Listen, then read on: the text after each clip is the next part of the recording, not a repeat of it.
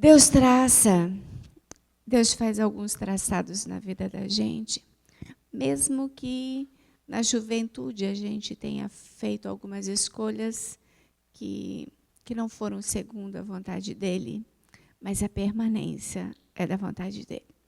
Os filhos com quem Deus me abençoou, todos estão na igreja e eu louvo a Deus por isso. Tá? A minha netinha mais velha se batizou recentemente e a outra deveria estar sendo batizada hoje. E eu pedi, por favor, eu não posso perder esse momento especial. Então, nos próximos sábados, com certeza, a Melzinha vai estar sendo batizada. A história da gente teve o início no lar do céu e, às vezes, nós contribuímos para que as nossas histórias percam o plano original de Deus. E se existe uma coisa que o inimigo tem usado freneticamente para impedir a nossa caminhada diante de Deus, são as nossas emoções. Eu quero falar um pouquinho sobre isso. Eu vou pedir que me ajudem. Todas as vezes que nós sentimos uma dor física, leia-se uma emoção que não pegou a vertente certa, que não pegou o caminho certo. E eu vou falar um pouquinho sobre isso. Eu vou começar mostrando fisicamente o que acontece conosco. E depois eu vou falar do maior gerador das doenças físicas. Nós temos que entender que o nosso corpo é o templo do Espírito Santo. E nós precisamos conhecer o que o nosso corpo precisa, o que o nosso corpo necessita. E tão logo nós entendamos isso, o nosso corpo vai mostrar de uma forma diferente através da saúde. Nós temos alguns remédios que Deus deixou desde cedo. Tá? Às vezes nós não usamos os remédios de Deus para a nossa vida. Às vezes usamos a água, mas não entendemos que o sono é fundamental para a nossa vida. E nas noites são os territórios do inimigo nas nossas mentes. Todas as vezes que o sol se esconde, é a atuação do inimigo enquanto trevas. Nós temos que entender que quando nós temos um pouquinho de escuro por perto, nós temos perigo à vista. O inimigo sempre trabalha intensamente no turno da noite. Só que nós temos um Senhor e Salvador que também trabalha no turno da noite. Tá? Mas ele só trabalha quando nós deixamos. Das 9 horas até a meia-noite é o momento que Deus repara o nosso corpo.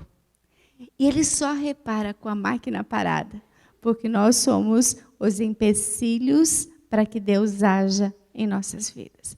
Então, quando vocês entendem que nós devemos dormir cedo, é porque das 9 à meia-noite as nossas células estão sendo reparadas automaticamente. Automaticamente. Deus, ao nos criar, ele colocou um dispositivo que é acionado nesse horário. Só que, enquanto nós estamos em atividade, esse mecanismo não é acordado, não é disparado, não é permitido que ele funcione.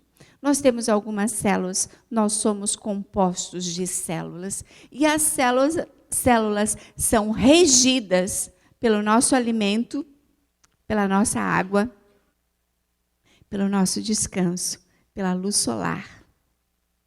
E pelo que mais? Oi? Exercício físico.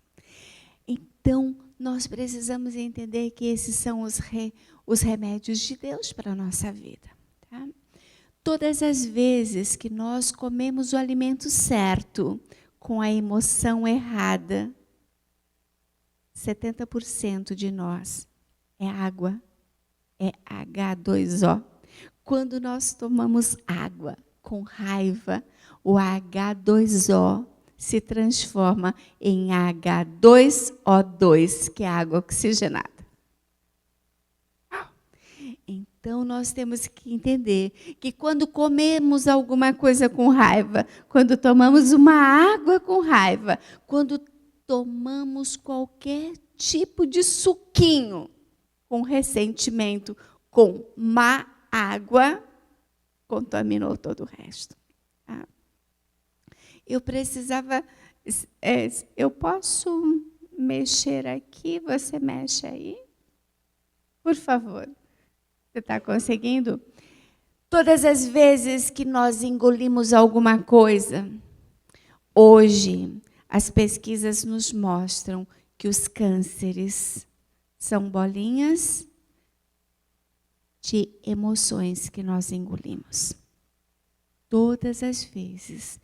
Eu trabalhei mais ou menos uns 4 anos com pacientes terminais em 2 grandes clínicas em Curitiba. O Hospital Erasto Gettner e a Clínica de Oncologia do Paraná.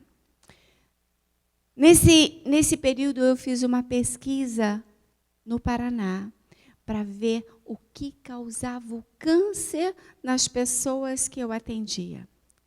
E 98% das pessoas atendidas por mim naquele ano, apenas 2% era de uma região específica do Paraná que os inaladores de venenos agrícolas eram causadores do câncer.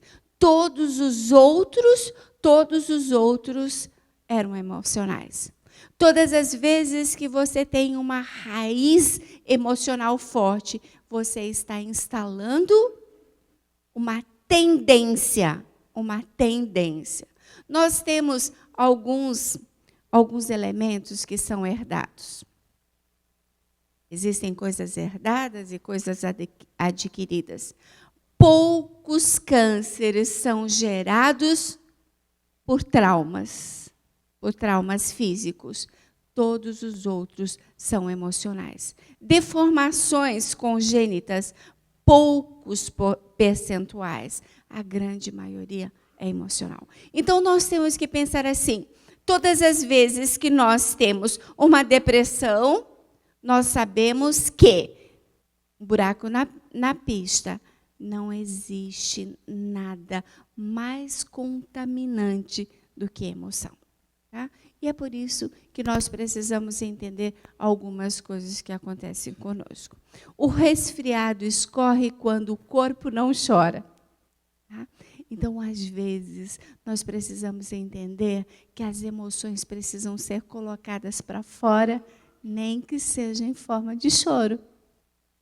Se nós estamos muito irados, nós podemos desentupir. Eu não gosto desse termo, mas é desentupir. Muito obrigada. Todas as vezes que a emoção não pegou o caminho certo, tem alguma coisa interrompendo, tem alguma coisa entupida dentro de nós. Quando o resfriado começa a escorrer, começa a mostrar, é porque alguma coisa não está correta dentro de nós. Existe uma emoção que parou aí. Não é porque tomou um arzinho, não é porque ficou com os pés no chão, não é porque tomou um pouco de chuva ou foi brincar na neve. Esqueçam isso. Quando a gente está bem, pode brincar na neve, pode tomar chuva, pode sair do banho, pode tomar banho frio, não tem problema, muito pelo contrário, o banho frio é importante para o nosso corpo. Mas as emoções que acompanham a nossa estada, todas as vezes que você pega um resfriado, cuide com o que o resfriado está dizendo para você. O estômago. O que acontece com o estômago? Muitas pessoas sentem comem qualquer coisa ou toma qualquer coisa, começa a sentir dor no estômago. O que você engoliu junto com a comida? O que você tomou junto com a bebida? O que acontece? Sempre olhem ao redor. Em 24 horas está a causa da sua dor do estômago. E a dor de estômago se repete porque você não respeita o sinal que ele está emitindo. Às vezes nós não damos importância para o sinal. Toda vez que eu como isso me faz mal. Onde que você come isso? Muitas vezes a primeira resposta que a gente tem que fazer: onde que você estava comendo? Às vezes é a comida mesmo que faz mal. Às vezes vamos num restaurante, às vezes deparamos com uma comida mal feita ou estragada. Primeira pergunta: onde? Segunda pergunta: quando? Terceira pergunta: com quem? Onde? Quando? Com quem? Comida não faz mal uma semana depois. Comida faz mal imediatamente. Tá? Então, ou eu coloco para fora, ou eu desarranjo dentro. O estômago fala do quê? Das raivas que você não consegue digerir. Estômago que arde, azia, aquela coisa que vai e volta, vai e volta. Pode saber que sua raiva não está conseguindo passar. O nosso estômago, ele não é capaz de digerir emoções. E a gente precisa entender que a hora de almoço, a hora da refeição, não é hora de discussão. Na mesa, se calem e comam. Comam de boca fechada, de preferência. Quando você está mastigando, você não está conversando. E o perigo é mastigar a raiva. Mastigar a raiva. Mastigar a raiva e engolir a raiva vai causar dor no estômago. O que você faz quando você desequilibra o seu pâncreas? Tá? O diabetes invade quando a solidão dói. Vocês perceberam que os ataques à geladeira, aos chocolates, às bebidas e às guloseimas sempre acontecem à noite? E sempre acontece à noite por quê? Porque estamos sozinhos, né? E quando a gente está sozinho, a gente come sem ver. E todo diabético é um ladrão e é um mentiroso. Tá? É um ladrão. Sempre está colocando alguma coisa rapidinho no bolso. Sempre está roubando de alguém para que ninguém veja. Eu não comi nada, eu não sei como que a minha diabetes está nesta altura. O diabético é um ladrão de afeto. E o diabético, ele começa a se destruir internamente. E o seu organismo começa a corresponder. Existem algumas diabetes que já são herdadas. E o pior é que são herdadas da mãe. Então, as mães diabéticas, tomem cuidado com os filhos que estão criando. Porque se ela não corrigir a forma ou a fórmula, vai passar de herança para o seu filho a diabetes. Qual é a solidão? A solidão mais difícil de ser entendida é a solidão no meio de muitas pessoas. Às vezes nós estamos no meio de muitas pessoas, entre muitas pessoas, mas mesmo assim continuamos sós. O que acontece quando a gente passa a acumular? Dr. Geia esteve aqui? Não? Dr. Geia esteve em Bridgeport e eu gosto do jeito dele quando a fofura começa, né? E ele fala desse jeitinho. Não brigue com a fofura, sabe? Você precisa entender o que está acontecendo para esse acúmulo. Tudo que a gente não gasta, a gente economiza, né? Então, quando a gente deixa na prateleira, a gente não deixa na prateleira aqui. Mas quando a gente tira da prateleira e não gasta, a gente deixa nas prateleiras dentro do nosso corpo. O que nós estamos falando enquanto engordamos? Nós estamos falando que a ansiedade está num ponto enorme que eu não estou dando mais conta. É a ansiedade que engorda, não é comida, gente, é a ansiedade. Tá? Quanto mais ansioso você é, mais você come e você não percebe. E o que engorda é o que a gente pega com a mão. Tá? O que a gente pega com a mão? O que mais que a gente pega com a mão? O que mais? Ok. Sorvete, refrigerante, tudo que a gente pega com a mão, que a gente não precisa de garfo e faca, são os terrores da nossa gordura. Tá? Então, cuide com as mãos, sabe? Cuide com as mãos, porque tudo que você come com as mãos, você alimenta a sua ansiedade. O alimento da ansiedade é o que você pinça. Você passa, você pega uma batata frita, você passa e pega uma mandioca frita, você passa e vai pegando. É um chocolatinho rapidinho, que enquanto o outro dá uma distraída, a gente enfia dentro da boca, né? E engole rapidinho. Devemos cuidar com as coisas que nós carregamos no bolso, na bolsa, e que a gente pode comer em qualquer lugar, na igreja, rapidinho, no banheiro, em qualquer canto.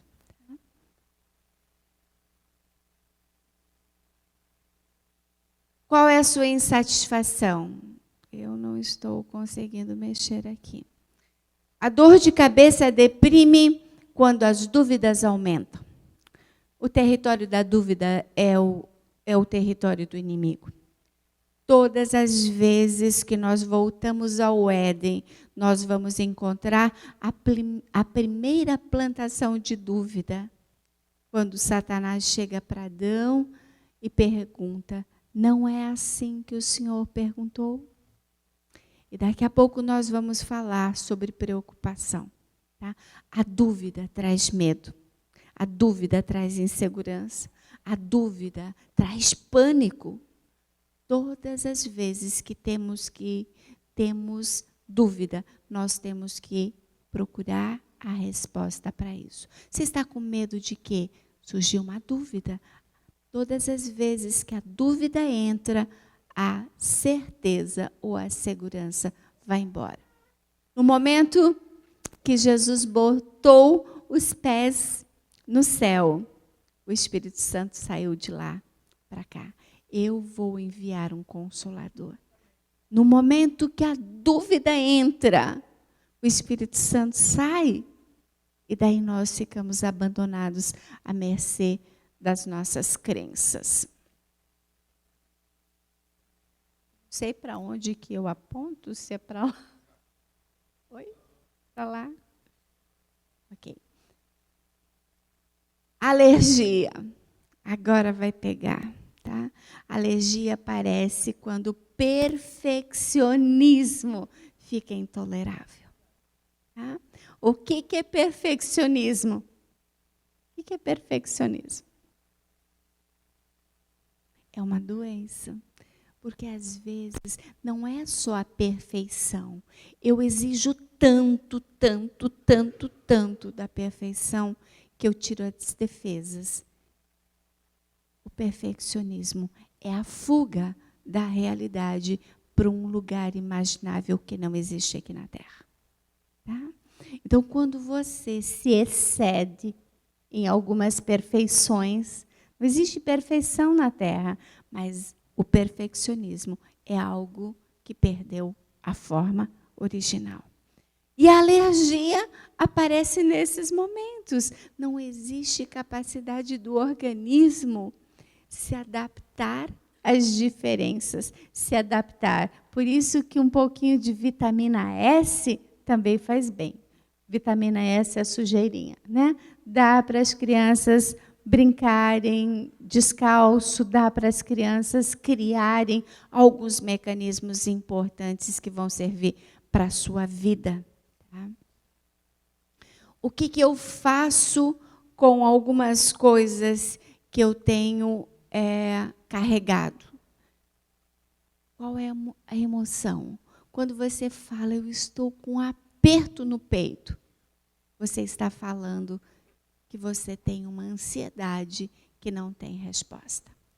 Então, o aperto no peito, quando o orgulho te escraviza, quando você não tem coragem de levar a emoção que está estacionada no seu peito até o perdão, e daí você fica com aquilo. Você nem se perdoa, nem perdoa o outro. E quem não tem perdão para dar, é porque não busca perdão.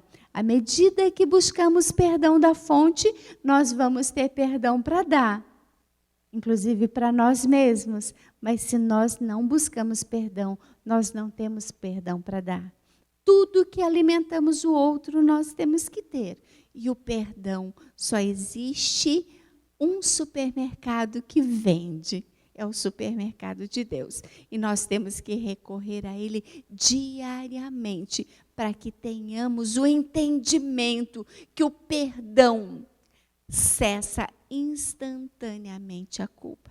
Queridos, se a culpa não me levar à admissão e a admissão não me levar ao perdão, em vão existe a culpa. A culpa não resolve nada. A vergonha que a culpa causa também não me resolve nada. A culpa tem que me levar ao perdão. O caminho é reto. Não tem atalho. Não tem curva. A culpa tem que me levar à admissão. E a admissão tem que me levar ao perdão. Na cruz, no Getsemane, nós temos a marca, a fotografia da culpa. Mas, quando chegamos aos pés da cruz, nós temos a fotografia do perdão. Quando Jesus, lá no Getsemane, orava e clamava e pedia, ele já pedia perdão pelos nossos pecados. Quando ele olha para o Pai e diz: Pai, perdoa, porque eles não sabem o que fazem. Nós temos que levar a mesma frase. Ele não sabia fazer de outro jeito. Ele não sabia fazer do meu jeito. Ela não sabia fazer do jeito que eu gostava. Eu tenho que ensinar. E Jesus olha para esse mundo e diz: Pai, eles não aprenderam ainda. Eles não aprenderam ainda comigo. Eles não aprenderam ainda o caminho da cruz. Eles não aprenderam ainda que inútil é carregar o pão das dores. Não carregue. Entrega rapidamente. Entrega o perdão. Troque P por P. Pecado por perdão. Troque P por P. Peso por pena. Às vezes nós gostamos de carregar pecado. E às vezes nós oramos a Deus e dizemos assim: Senhor, perdoa a multidão dos meus pecados. E todos os dias deitamos com essa oração e levantamos pela oração, com a mesma oração. Que multidão é essa? Eu mesmo apago as tuas transgressões e delas me esqueço por amor de mim mesmo. É a receita gratuita de Deus. Olha, Deus do universo, teu Criador, eu tenho que apagar e me esquecer. E todas as vezes que você recorre a mim, você está recorrendo com a última culpa, com o último erro. E culpa significa que nós já temos entendimento. Enquanto não tivermos entendimento, não existe culpa. Enquanto não aprendermos, não existe culpa. Eu não posso passar pela prova antes de passar pelo conhecimento. Deus não faz conta dos anos de ignorância. À medida que vai passando o tempo e nós vamos tendo luz, vamos tendo um novo aprendizado, vamos encontrando outras formas de viver a vida, o Senhor vai dizer: agora você já sabe, use o que você já sabe. Todas as vezes que nós entendermos que o nosso corpo é o templo do Espírito Santo e que nós colocamos fantasmas para habitar dentro do nosso corpo, as neuroses paralisam quando a criança interna tiraniza. Dentro de nós existem muitas crianças que não foram saciadas, nem alimentadas, nem cuidadas do jeito certo. Mas quando essas crianças dentro de nós começam a fazer tirania, começam a colocar dentro de nós alguns sentimentos que não são necessários, nós viramos neuróticos, obsessivos. Todos nós temos crianças que habitam dentro de nós. Todas as nossas crianças, mas nós temos alguns velhos também que habitam dentro de nós. Alguns tiranos autoritários que habitam dentro de nós e que dão ordem, quando nós poderíamos até trocar essa tirania por benevolência. Existe um momento nas nossas vidas que a gente tem que entender que quando a temperatura interna acaba aumentando, nós chamamos de febre. A febre é um sinalizador que alguma coisa errada está acontecendo dentro de mim. É um fogo que tem dentro de mim que precisa de água. E às vezes nós colocamos remédios dentro do nosso corpo, ao invés de colocar água dentro do nosso corpo e fora dele. Um banho sucessivas vezes vai diminuir a febre. Mas o que a febre está me indicando? Que eu desrespeitei o meu corpo, que eu não reconheço os meus limites, que eu não cuidei desta máquina tão sensacional que eu tenho. Todas as vezes que eu percebo que as emoções não tomaram o caminho certo, eu estou abrindo portas para que um câncer se instale dentro de mim. Todos nós temos células cancerosas. Durante a noite, quando vocês dormem antes das 9, é o momento das células serem restauradas. E as células matadoras, elas podem ser renovadas enquanto você dorme. Então, você tem uma saúde nas suas mãos, um remédio contra o câncer. O câncer mata quando não se perdoa. Uau! Quando você não perdoa a você e ao outro, você está convidando o câncer para se instalar dentro de você. E eu não encontro pior que câncer, nós vamos falar já já, é a preocupação. O que eu faço com a preocupação? Quando eu me preocupo, quando eu fujo do passado com uma velocidade enorme, chego no futuro e passo pelo presente sem estacionar nele. A preocupação faz isso com a gente, nos tira do passado, nos joga no futuro, sem aterrissar no presente.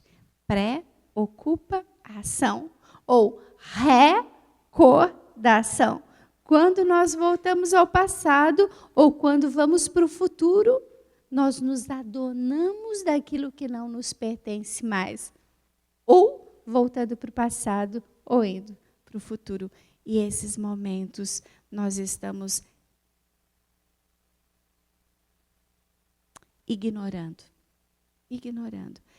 Estamos sendo indiferentes aos sinais que o nosso corpo está dando e aos sinais que o conhecimento está trazendo e não fazemos conta disso. A enfermidade não é má, ela avisa quando erramos a direção. A enfermidade é um aviso. Se nós não tivéssemos dor, se nós não tivéssemos a enfermidade para nos influenciar, para nos alertar, olha, você tomou um caminho errado, volte rapidinho.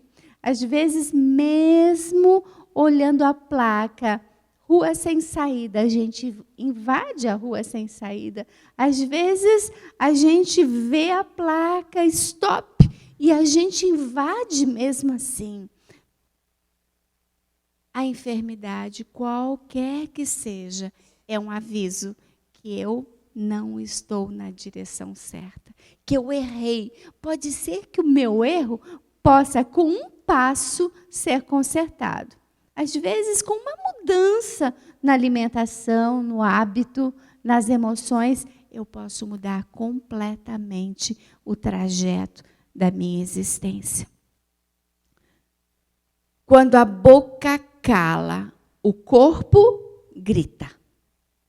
Todas as vezes que nós fechamos a boca, todas as vezes que nós engolimos as nossas emoções, eu estou atribuindo ao corpo uma responsabilidade de gritar por mim. E o corpo grita.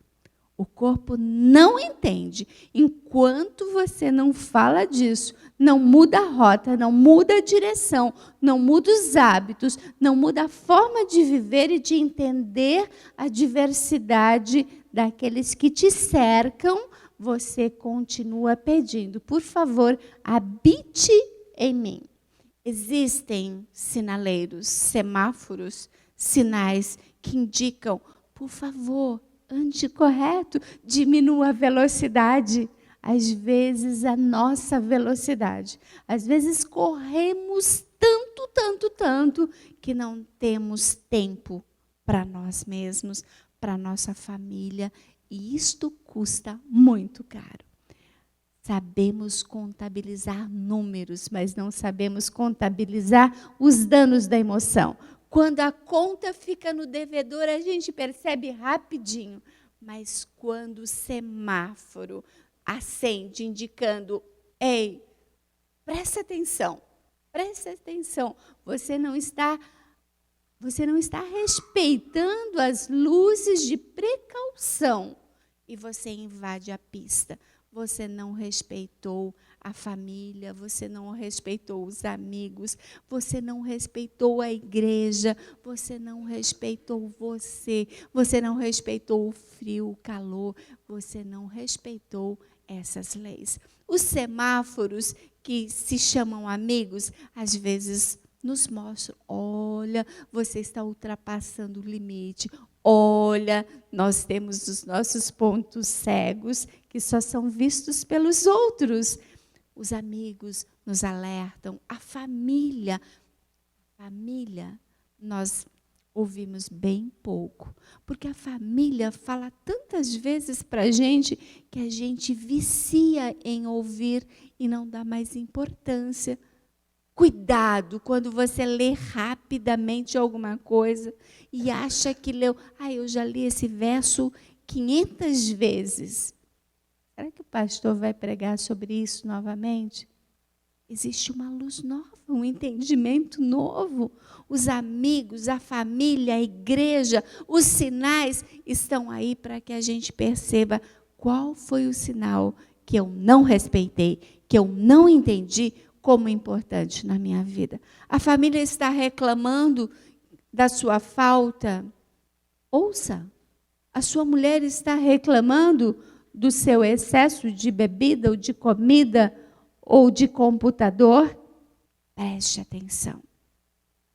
Eu gostaria que depois, ao chegar em casa, vocês escrevessem, separassem em sílaba computador, para vocês verem o que, com calma, vocês podem ler.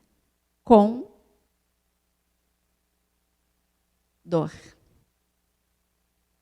Com quem você está se associando? Com quem você está se associando? Muitas pessoas estão traindo suas famílias com o computador. Tá? E quando eu não coloquei no computador essa palavra para não chocar, mas vocês são inteligentes para ver com quem vocês estão traindo quem. Com quem vocês estão traindo quem. E nós, todas as vezes que olhamos algumas imagens no computador, o nosso cérebro entende que nós estamos com a imagem feito pessoa. Tudo o que vemos, tudo que ouvimos, tudo que sentimos, tudo que experimentamos, tudo que tocamos contamina o nosso pensar. Uau!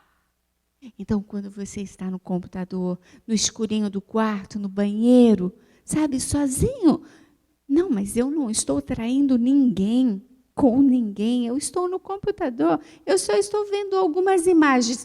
Aquelas imagens dentro do seu cérebro mudam o comportamento do seu corpo e você começa a sentir reações no próprio corpo. Então, naquele momento, você deixou de ver uma imagem e passou a se relacionar com a imagem.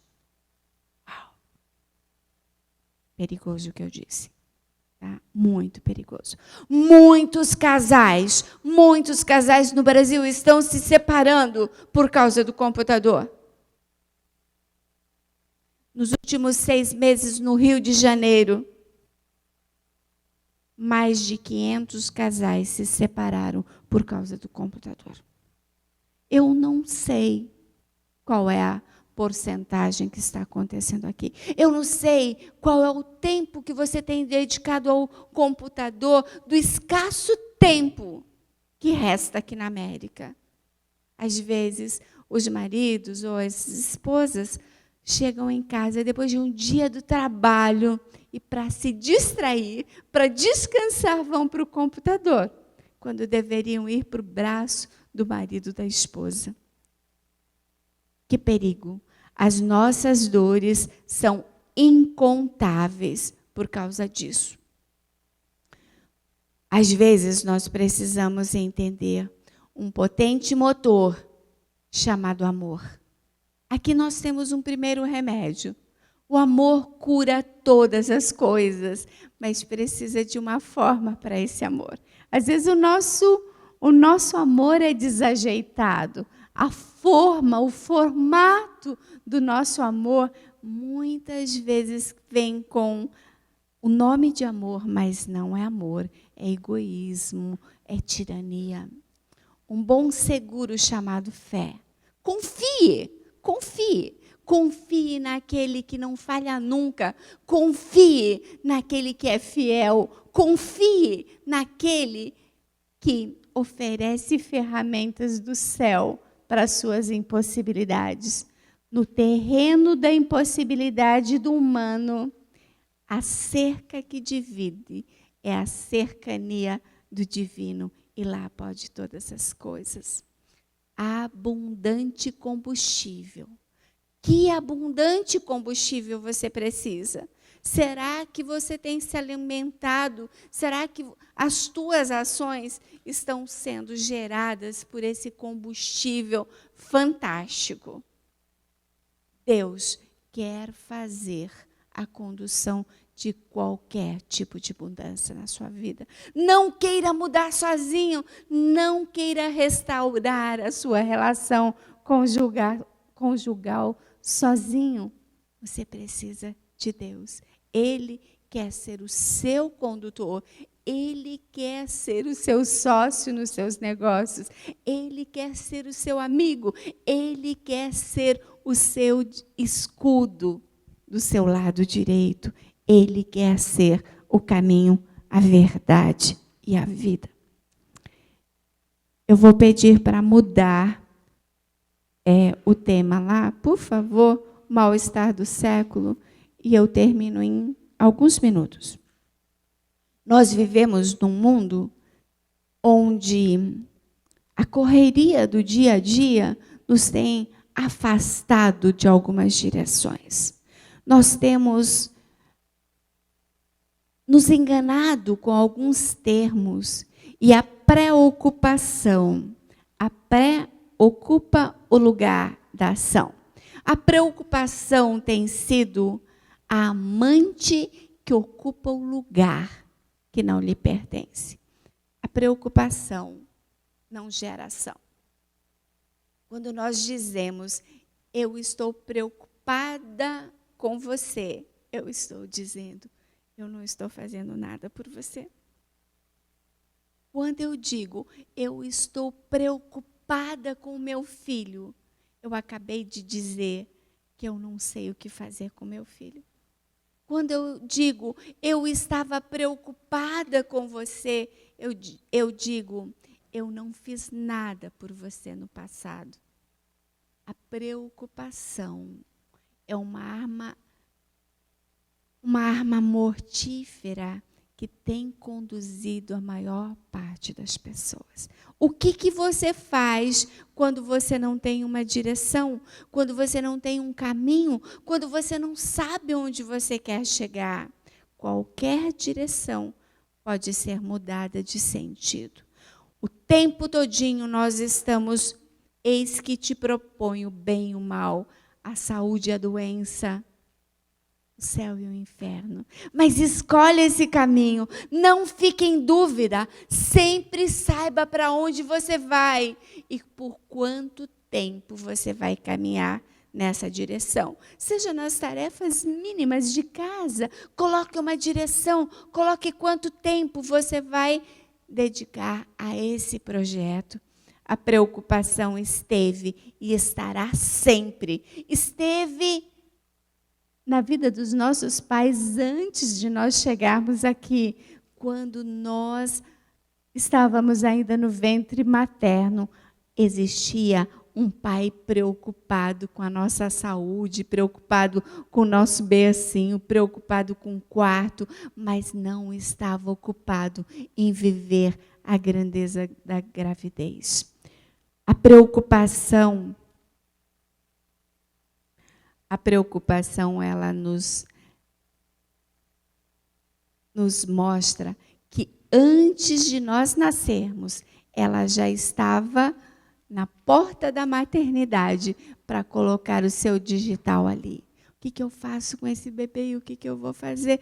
E será que eu vou dar conta de cuidar? E será que vai crescer e vai ser igual o pai, igual a mãe? Quanta preocupação desnecessária. Ela estará presente em todos os nossos momentos. Quem é ela? Ela é sedutora. Ela vem travestida sempre. A preocupação, ela não se veste com a mesma roupa. Tem momentos que ela vem em forma de ansiedade, tem momentos que ela vem em forma de angústia, tem momentos que ela vem em forma de sudorese, em forma de insônia. A preocupação tem muitos vestuários. E o que você faz com ela? A preocupação, ela não tem início e não tem fim. Ela vive eternamente. É um emaranhado que nós nos envolvemos nela e nos amarramos nela e esquecemos de procurar onde está o seu início ou de sair dela. Preocupação tem sido seu Deus? A sua árvore genealógica é enorme.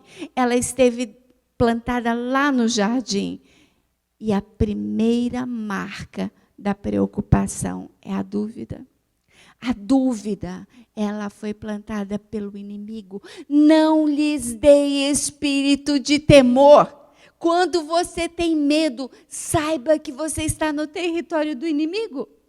Não lhes dei espírito de temor. Se você está com medo, de quem é esse medo? Quem é o fabricante de medo? Aonde que você está comprando isso? E às vezes, ao invés de nós fabricarmos segurança, nós fabricamos medo, terror. A dúvida, ela gera preocupação. A preocupação gera angústia e ansiedade. Então, queridos, quando vocês tiverem dúvidas de alguma coisa, não se cansem. Enquanto não encontrar a resposta, não parem aí. Porque a dúvida gera preocupação. Onde será que está? O que será que está fazendo? Procure saber onde que está o meu filho, onde que está o meu marido. Às vezes, uma ligaçãozinha já responde a sua dúvida. Angústia, ansiedade são mães que geram muitos filhos. A preocupação gera 28 filhos. Só a preocupação. E nós poderíamos passar o resto da semana falando só sobre isso. Mas eu prometi para vocês, porque o relógio já está me mandando parar há algum tempo. Mas eu não vou falar sobre todos os filhos da preocupação. Mas eu vou falar de 3 apenas.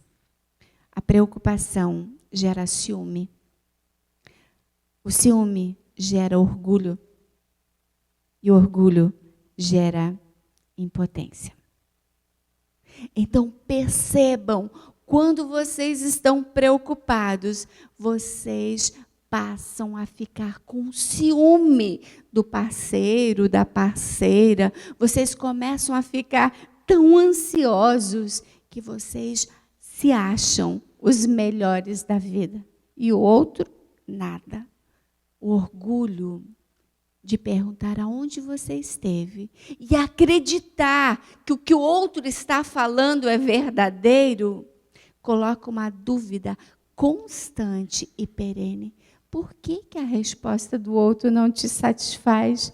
É porque você tem dúvida, você está inseguro, não é o outro que está te deixando. Ninguém tem o poder de deixar dúvida no lugar de ninguém. É você que perdeu a confiança em você. Queridos, estas filhas malignas geram algumas patologias muito significativas. Não quer passar mesmo. Tá? Quando nós queremos nos livrar da insegurança, do pavor, da solidão, da insônia, da tristeza, da culpa, do pânico e da melancolia, temos que matar o quê? A dúvida. Porque a dúvida é que gera preocupação.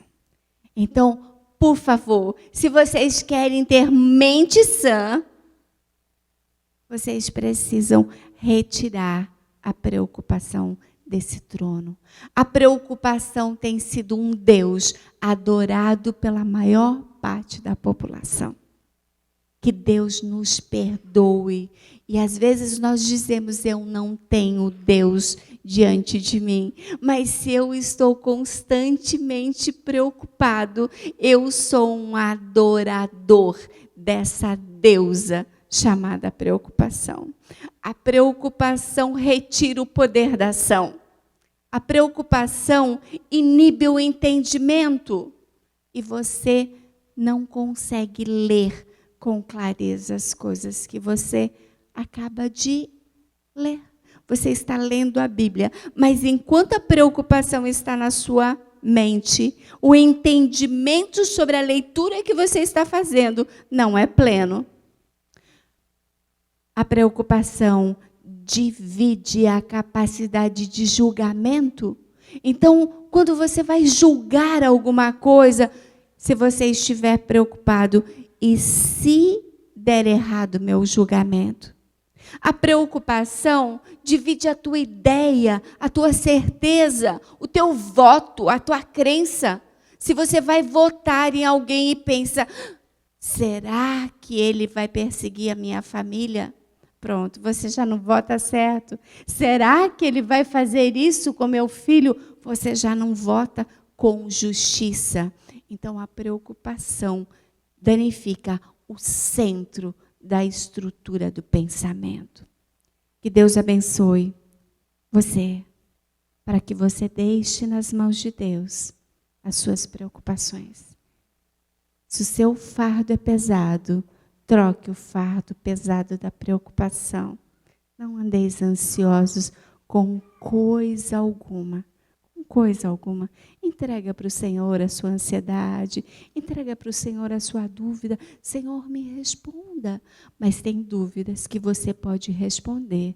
Está nas suas mãos. Eis que te proponho o bem e o mal. Escolhe, porém, a vida para que vivas tu e a tua descendência.